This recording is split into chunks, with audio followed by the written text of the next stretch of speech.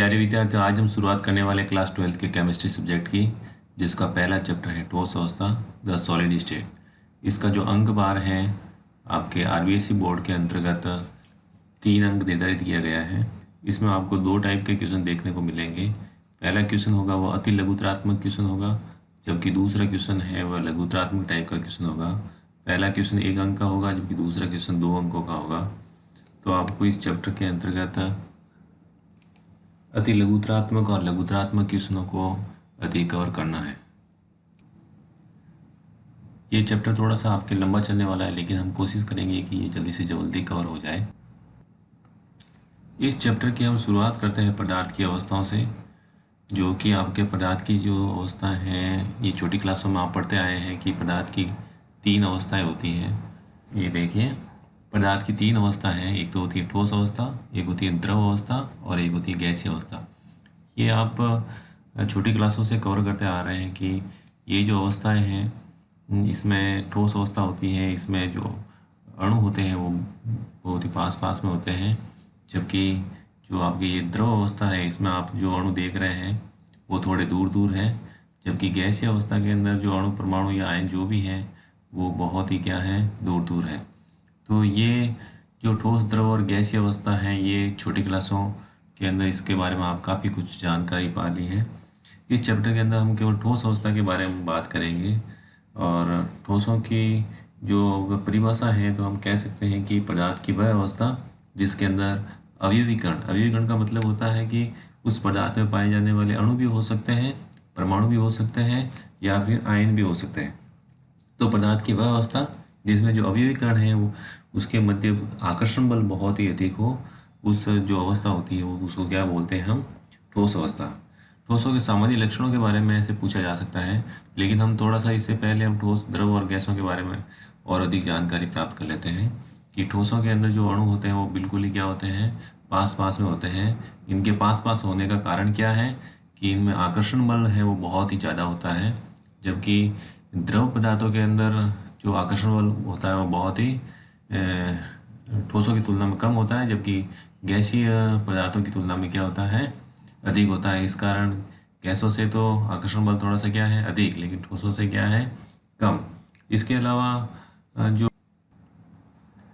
आकार और आयतन के बारे में, आकार और आयतन की अगर अपन चर्चा करें तो इन ठोसों का आकार क्या होता है, निश्चित होता है। आप देखोगे कि इसका जो भी आकार है वो क्या है, निश्चित है, जबकि द्रवों का आकार अनिश्चित होता है, लेकिन आयतन निश्चित होता है। जैसे कि मैंने 1 लीटर पानी लिया है, तो चाहे किसी भी पात्र में लूँ वो पानी तो कितना रहेगा, 1 लीटर ही रहेगा, जबकि आयतन है वो, आकार है वो क्या होगा, चेंज हो जाएगा। आकार कैसे चेंज होगा, इस पात्र में मैंने लिया है तो ये आकार कैसा हो गया, ऐसा। अगर मैं इसी पानी को इस आकार में लूँ तो ये पानी का आकार कैसा हो जाएगा, इस टाइप का हो जाएगा, होगा ना। जबकि इस गैसों का अगर अपन देखें तो इनका न तो कोई आकार आपको नजर आएगा और न ही आयतन।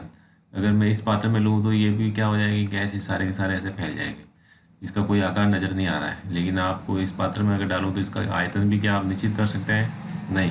अगर गुब्बारे से फटने वाली कोई गैस है या धुआं निकल रहा है तो वो क्या होगा, पूरे कमरे में फैल जाएगा, जिसका आप ना तो कोई आयतन डिसाइड कर पाओगे और न ही आप उसका आकार निश्चित कर पाओगे। तो हम कह सकते हैं इसका तो आकार भी निश्चित है और आयतन भी क्या है, निश्चित, जबकि इसका क्या है, सिर्फ आयतन निश्चित है और आकार अनिश्चित है, जबकि इसका क्या है, आकार और आयतन दोनों ही क्या है, अनिश्चित होते हैं। अगर हम इसमें आकर्षण बलों की बात करें तो ठोसों के अंदर जो आकर्षण बल है वो बहुत ही ज़्यादा है, द्रवों में इसमें थोड़ा सा कम है और गैसीय पदार्थों में सबसे कम है। संपीड़ितता की अगर बात करें तो ये तो हम देखेंगे कि पूर्ण रूप से असंपीड्य है, जबकि ये जो द्रव पदार्थ हैं उसमें थोड़ी सी आप संपीड़ितता ठोसों की तुलना में कम देख सकते हैं, जबकि गैसीय पदार्थों में बिल्कुल ही क्या होता है, बहुत अधिक संपीड़ितता पाई जाती है, जबकि ये क्या है, बिल्कुल असंपीड्य प्रकृति के होते हैं। इसके बाद अपन देखते हैं इस चैप्टर के अंदर अपन इस द्रव अवस्था और गैसीय अवस्था के बारे में हम चर्चा नहीं करेंगे, द्रव और गैसों के बारे में। इसकी चर्चा आप 11th के अंदर थोड़ी बहुत कर चुके हैं। इसके अलावा छोटी क्लासों में इसके बारे में चर्चा की होगी। ये जो चैप्टर अपना पूरा चलेगा ठोस अवस्था के बारे में। तो हम सबसे पहले पढ़ते हैं ठोसों के सामान्य अपीलक्षण। कौन कौन से लक्षण हैं ये अपन देखते हैं। क्या लिखोगे आप ठोसों के? अगर सामान्य अभिक्रिया लक्षणों को लिखने का कहे तो आप सबसे पहले लिखोगे इनका जो द्रव्यमान होता है मास, इसके अलावा इनका जो आकार है, आयतन है और आकृति है। आकृति अपन कह सकते हैं, सेम हो सकते हैं। द्रव्यमान, आकार, आयतन, आकृति, ये सभी क्या होते हैं? निश्चित होते हैं, जबकि द्रवों और गैसों में ऐसा नहीं होता है। दूसरा पॉइंट अपन लिखेंगे कि ये जो ठोस पदार्थ होते हैं इसके मध्य जो आकर्षण बल होता है वो बहुत ही, अणुओं के मध्य आकर्षण बल होता है वो बहुत ही क्या होता है? प्रबल होता है। इन प्रबल आकर्षण बल के कारण ये क्या होते हैं? ठोस असंपीड्य प्रकृति के होते हैं। तो हम तीसरा पॉइंट लिख सकते हैं कि ठोसों में क्या होता है? असंपीड्यता पाई जाती है। क्या पाई जाती है? असंपीड्यता, यानी इनको आप अगर पुश करोगे, दबाओगे तो ये क्या होंगे? संपीड्य नहीं होंगे। इसके अलावा आप लिख सकते हैं कि इनके जो गलनांक होते हैं, मेल्टिंग पॉइंट होते हैं, वो क्या होते हैं? बहुत ही ज़्यादा होते हैं। सामान्य रूप से हम ठोसों की एक और परिभाषा अगर निर्धारित करें तो ठोस वे पदार्थ होंगे जो क्या होंगे? जो रूम टेम्परेचर पर क्या होगा? जिसका गलनांक क्या होगा? जिसका गलनांक है वो रूम टेम्परेचर पर से क्या होगा? अधिक होगा। जैसे कि अपना रूम टेम्परेचर है माना कि 25 डिग्री सेल्सियस, तो इस 25 डिग्री सेल्सियस में वही रह पाएगा जो क्या होगा? मेल्ट नहीं होगा। तो हमेशा उस ठोस पदार्थ का गलनांक क्या होगा? इस 25 डिग्री सेल्सियस से हमेशा ज़्यादा होगा, है ना। अगर इसका गलनांक 30 डिग्री सेल्सियस है माना कि ठोस का, तो ये क्या होगा? 25 डिग्री पर क्या रहेगा? ठोस अवस्था में रहेगा। तो हम कह सकते हैं कि ठोस वे पदार्थ हैं जिसका जो गलनांक है या मेल्टिंग पॉइंट है वो क्या है? 25 डिग्री, यानी कि रूम टेम्परेचर से क्या होता है? अधिक होता है। तभी वो क्या रह पाता है? इस रूम टेम्परेचर के अंदर ठोस अवस्था में रह पाता है। इसके अलावा इनके गलनांक के साथ साथ इनके क्वथनांक भी क्या होते हैं? उच्च होते हैं। ये तो हो गए ठोसों के सामान्य अभिलक्षण। नॉर्मली कभी पूछ लिया जाए, लेकिन नॉर्मली इस प्रकार के क्वेश्चन नहीं पूछे जाते हैं। ये छोटी क्लासों के अंदर आप इसके बारे में काफ़ी कवर कर चुके हैं। अब अपन पढ़ेंगे ठोसों प्रकारों के बारे में। हालांकि ठोसों को कई प्रकारों में अलग अलग रूप से, अलग अलग आधार पर इसको डिवाइड किया गया है, लेकिन हम उसके अणुओं के मध्य आकर्षण बलों के आधार पर इसको हम क्या करेंगे?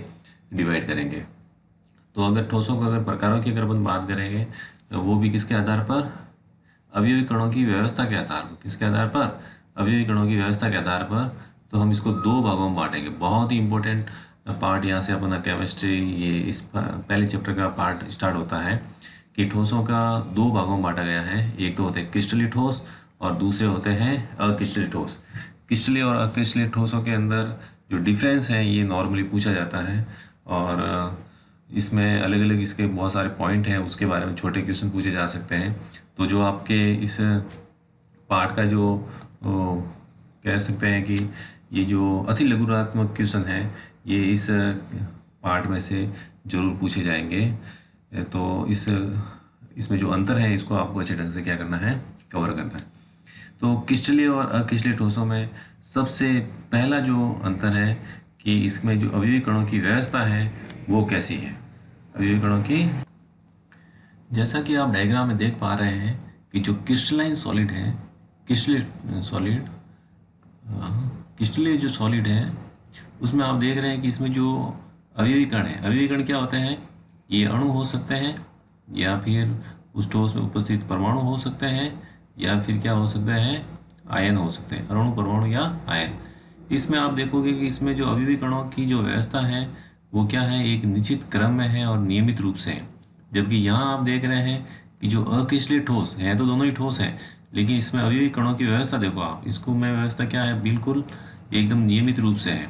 जबकि यहाँ जो आप व्यवस्था देखोगे ये क्या है? ये नियमित रूप से नज़र नहीं आ रही है। ये जो आप अवयवी कणों की व्यवस्था देख रहे हैं उस क्रिस्टलीय ठोसों में पूर्णतया इसकी बार बार क्या हो रही है? पुनरावृत्ति हो रही है। देखो आप, है ना, पूरे क्रिस्टल के अंदर किसी प्रकार के अवयवी कणों की व्यवस्था में त्रुटि नहीं हुई है। तो इस प्रकार की व्यवस्था क्या कहलाती है? दीर्घपरासी व्यवस्था। क्या कहलाती है? दीर्घपरास। परास का मतलब होता है दूरी, यानी कि लंबी दूरी तक, यानी कि पूरे क्रिस्टलीय संरचना के अंदर भी इसमें किसी प्रकार की व्यवस्था में त्रुटि नहीं पाई जाती है। पूरी क्रिस्टलीय संरचना के अंदर अवयवी कण होते हैं वो क्या होते हैं? निश्चित क्रम के अंदर व्यवस्थित होते हैं, जिसकी संपूर्ण क्रिस्टल के अंदर निश्चित अंतराल के बाद में क्या हो रही है? पुनरावृत्ति हो रही है। अवयवी कणों की जो इस प्रकार की व्यवस्था होती है उसको कहते हैं दीर्घपरासी व्यवस्था। क्या कहते हैं? दीर्घपरासी व्यवस्था। बहुत ही इंपॉर्टेंट पार्ट है। दीर्घपरासी व्यवस्था क्या हो सकती है? तो जो किसले ठोस होते हैं, आप क्या लिखोगे? किसले ठोस होते हैं जिसके अंदर जो अवयवी कण होते हैं वो निश्चित और नियमित क्रम में व्यवस्थित होते हैं, जिसकी संपूर्ण क्रिस्टल के अंदर क्या होती है? निश्चित अंतराल के बाद में पुनरावृत्ति होती है, तथा इस व्यवस्था को हम क्या बोलेंगे? दीर्घपरासी व्यवस्था। ये किसमें पाई जाती है? किसले ठोसों के अंदर। जबकि यहाँ पर क्या होता है कि यहाँ देखो, आप देखोगे कि ये यहाँ तक तो क्या हो रहे हैं? नियमित क्रम में व्यवस्थित है, और ये वापस क्या हो गया? अव्यवस्थित हो गया। फिर वापस क्या हुआ? नियमित क्रम में व्यवस्थित, फिर अव्यवस्थित, और यहाँ पर वापस क्या हो रही है? अवस्था बिगड़ रही है। तो इस प्रकार की व्यवस्था होती है, उसको क्या कहते हैं? लघुपरासी व्यवस्था। क्या बोलते हैं? लघुपरास। क्या बोलते हैं? लघुपरास। बहुत ही इंपॉर्टेंट पार्ट है दीर्घपरासी व्यवस्था और लघुपरासी व्यवस्था। किसले ठोसों का मैंने पहला अंतर बताया है कि इसमें जो अवयवी कण होते हैं वो निश्चित व नियमित क्रम में व्यवस्थित होते हैं, जबकि इसमें अवयवी कण होते हैं वो निश्चित व नियमित क्रम में व्यवस्थित नहीं होते हैं। इस प्रकार की व्यवस्था को क्या कहते हैं? दीर्घपरासी व्यवस्था कहते हैं, जबकि इस प्रकार की व्यवस्था को क्या बोलते हैं? लघुपरासी व्यवस्था होती है। तो पूछा जाएगा लघुपरासी व्यवस्था किसमें पाई जाती है, तो आप सीधा सीधा जवाब दोगे कि लघुपरासी व्यवस्था अकिसले ठोसों में पाई जाती है, जबकि दीर्घपरासी व्यवस्था किसमें पाई जाती है? वो किसले ठोसों के अंदर पाई जाती है। चलो, इस प्रकार के ठोसों को यहाँ एमोर्फस सॉलिड लिखा हुआ है। एमोर्फस का मतलब अक्रिस्टलाइन कह सकते हैं, या ए क्रिस्टलाइन भी कह सकते हैं। एमोर्फस का मतलब होता है झूठा, झूठा, है ना। यानी कि ये जो वास्तविक ठोस नहीं है, झूठे ठोस है। ये कहते हैं ठोस है, लेकिन वास्तव में ये क्या नहीं है? ठोस नहीं है। इसके बारे में आगे चर्चा हम और करेंगे। दूसरा जो इम्पोर्टेंट पार्ट है, ये पहला तो क्या हो गया? दीर्घपरासी व्यवस्था और लघुपरासी व्यवस्था। या हम कह सकते हैं कि अवयवी कणों की व्यवस्था किस प्रकार की है। दूसरा जो अंतर आप कह सकते हैं कि इसमें आकार। क्या है? आकार। पेन चेंज कर देता हूँ। दूसरा जो आपका अंतर है वो क्या है? आकार। तो जब अवयवी कणों की निश्चित और नियमित रूप से इसकी व्यवस्था होती है तो इनका आकार भी क्या होता है? निश्चित होता है। क्या होता है? निश्चित होता है। जबकि अक्रिस्टलीय जो ठोस होते हैं, इसमें अवयवी कणों की अनिश्चित व्यवस्था होने के कारण इसके आकार भी क्या होते हैं? अनिश्चित टाइप के होते हैं। इसके अलावा अगला जो आपके बहुत ही इम्पोर्टेंट अंतर है वो है आपके कौन सा है? गलनांक का। गलनांक का जो अंतर है वो ठोसों के अंदर, किसले ठोस, अपन ठोसों की बात कर रहे हैं, किसले ठोसों के अंदर जो गलनांक होते हैं, तीसरा जो अंतर है वो है आपके गलनांक, मेल्टिंग पॉइंट। गलनांक होते हैं वो किसले ठोसों के अंदर निश्चित होते हैं। क्या होते हैं? निश्चित और शार्प होते हैं। शार्प। शार्प क्या होता है? पहले मैं बता देता हूँ। अकिसलीय ठोसों के अंदर, अकिसलीय ठोसों के अंदर जो गलनांक होते हैं वो क्या होते हैं? अनिश्चित, अनिश्चित और शार्प नहीं होते हैं ना। जबकि किसले ठोसों में क्या होता है? शार्प। देखो क्या होता है कि क्रिस्टलाइन, अगर मैं कोई सॉलिड लेता हूँ, ये कोई ठोस है और ये मैंने लिया है एक अकिसलीय ठोस, है ना। अकिसलीय ठोस कौन कौन से, मैं एक दो एग्जांपल बता देता हूँ। ये आपके जो मिरर होता है, कांच होता है, एक तो कांच अकिसलीय ठोस है, और एक जो रबर होते हैं वो भी क्या होते हैं? अकिसलीय ठोसों की श्रेणी में होते हैं। और जो प्लास्टिक होते हैं, प्लास्टिक के जितने भी आइटम है वो सारे के सारे क्या हैं? अकिसलीय ठोस है। जबकि किसले ठोस जितने भी धातुएं हैं, मेटल्स हैं, वो सारे के सारे क्या हैं? किसले ठोस हैं। और इसके बारे में चर्चा हम आगे करेंगे। तो जो किसले ठोस है, ये मैंने एक लिया है किसले ठोस, है ना, और दूसरा लिया है मैंने एक अकिसलीय ठोस। अब किसले ठोस को मैं क्या करूँगा? गर्म करूँगा, और अकिसलीय ठोस को भी मैं क्या कर रहा हूँ? गर्म कर रहा हूँ। तो यहाँ जो मैं देख रहा हूँ कि जो किसले ठोस है उसमें क्या हो रहा है कि थोड़ी देर बाद में ये एक निश्चित टेम्परेचर आएगा। जैसे कि अभी इसका टेम्परेचर है 25 डिग्री सेल्सियस, माना कि 25, क्या मैं मान लेता हूँ 45 डिग्री सेल्सियस। इसको मैंने गर्म किया तो ये माना कि लगभग 90 डिग्री सेल्सियस, ये मैं रफली आइडिया बता रहा हूँ आपको। 90 डिग्री सेल्सियस पर ये क्या होने लगा? ठोस से पूरा का पूरा क्या हो गया? द्रव में बदल गया। अभी इस पात्र के अंदर ये क्या हो गया है? इसमें कन्वर्ट हो गया है। अगर 90 डिग्री सेल्सियस से इधर आएंगे तो क्या होगा? ये ठोस में रहेगा, और 90 डिग्री सेल्सियस आते ही ये क्या हो जाएगा, द्रव में कन्वर्ट हो जाएगा।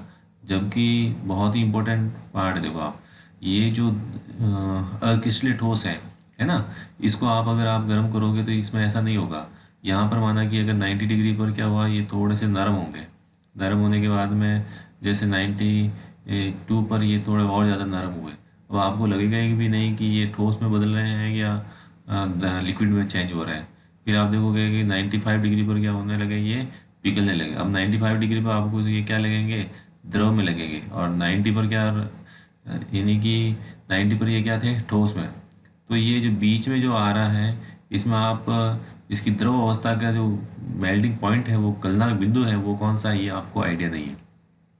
तो हम ये इसी आधार पर इसको कहा गया है कि इसमें जो शार्प, शार्प का मतलब होता है तीक्ष्ण, क्या होते हैं, तीक्ष्ण, यानी कि ये एक ही बिंदु पर क्या होते हैं, ठोस से द्रव में कन्वर्ट हो जाते हैं। जबकि यहाँ पर क्या हो रहा है, ऐसा नहीं हो रहा है। ये क्या होते हैं, पहले तो क्या होते हैं, नरम होते हैं, नरम होने के बाद में पिघलने लगते हैं। तो आप जो अक्रिस्टलीय ठोस होते हैं, आप जो प्लास्टिक को आप गर्म करो तो आपको पता ही नहीं लगेगा, वो पहले वो हल्का क्या हो रहा है, नरम हो रहा है, उसके बाद में क्या होने लगा है, पिघलने लगा है। तो हम कह सकते हैं कि जो क्रिस्टलीय ठोस होते हैं उनके गलनांक होते हैं वो निश्चित और शार्प होते हैं, जबकि अक्रिस्टलीय ठोसों के गलनांक होते हैं वो निश्चित और शार्प नहीं होते हैं। वे वो पहले गर्म करने पर वो क्या होते हैं, पहले वो नरम होते हैं, फिर प्रवाहित होने लगते हैं। अर्थात अवस्था परिवर्तन या ताप में परिवर्तन, जो अवस्था में परिवर्तन होता है वो ताप में परिवर्तन के साथ में क्या होता रहता है, चेंज होता रहता है। तो आप अक्रिस्टलीय ठोस जितने भी हैं उसका आप कोई भी फिक्स गलनांक बिंदु नहीं बता पाओगे कि इसका गलनांक बिंदु है वो 95 डिग्री सेल्सियस है, नहीं। ये 95 डिग्री सेल्सियस से पहले भी क्या हुए थे, गर्म हो रहे थे, तो आप इसका निश्चित नहीं कर पाओगे। जबकि इसका आप क्या बता दोगे, निश्चित, कि इसका जो, जैसे आप एक मैं एग्जांपल लेता हूँ, क्रिस्टलीय ठोस, जो बर्फ़ होता है वो क्रिस्टलीय ठोस है, और 0 डिग्री सेल्सियस पर बर्फ़ को आप क्या करो, गर्म करो, तो वो 0 डिग्री सेल्सियस पर ही क्या हो जाएगा, पानी में चेंज हो जाएगा, जल में कन्वर्ट हो जाएगा। यानी कि 0 डिग्री सेल्सियस पर ये क्या किस में था, बर्फ में, और 0 डिग्री सेल्सियस पर ये किस में हो गया, जल में कन्वर्ट हो गया। तो इसका जो आप कहोगे कि इसका गलनांक बिंदु क्या है, तो आप बोलोगे कि गलनांक बिंदु क्या है, 0 डिग्री सेल्सियस। और आपको पूछे कि भाई हिमांक बिंदु क्या है, तो आप कहोगे हिमांक बिंदु भी कौन सा है, 0 डिग्री सेल्सियस ही है। तो यहाँ पर आप बर्फ में देख रहे हैं कि आप ये कहोगे कि सर जो ऊष्मा दी वो कहाँ गई, ये गुप्त ऊष्मा वाला पार्ट है, वो अपन आगे पढ़ेंगे। थोड़ा सा मैं आइडिया बता देता हूँ कि जो आप जो ऊष्मा दे रहे हैं उस बर्फ को, वो बर्फ को ये द्रव में यानी कि जल में बदलने के लिए वो कन्वर्ट हो रही है। यानी कि जो जो आप हीट दे रहे हैं वो अणुओं को तोड़ने में क्या आ रही है, काम में आ रही है, वो कार्य कर रही है। और इसके बाद में अगर 0 डिग्री होने के बाद में अब आप इसको क्या करोगे, और ज़्यादा गर्म करोगे, तो ये फिर 0 से 1 डिग्री 2 डिग्री इस प्रकार से बढ़ता रहेगा, ठीक है ना। तो हम कह सकते हैं कि जो ठोस पदार्थ हैं, क्रिस्टलीय ठोस, ठोस तो दोनों ही हैं, क्रिस्टलीय ठोस है पदार्थ होते हैं, उनके जो गलनांक होते हैं वो क्या होते हैं, निश्चित और शार्प होते हैं। और जबकि अक्रिस्टलीय ठोस पदार्थ होते हैं उनके गलनांक क्या होते हैं, अनिश्चित होते हैं। बहुत ही इंपॉर्टेंट पार्ट है जो कि पूछा जा सकता है। इसके बाद में आता है शीतलन वक्र। शीतलन वक्र हम अगले वाले पार्ट के अंदर पढ़ेंगे। तब तक के लिए जय हिंद, जय भारत, थैंक यू।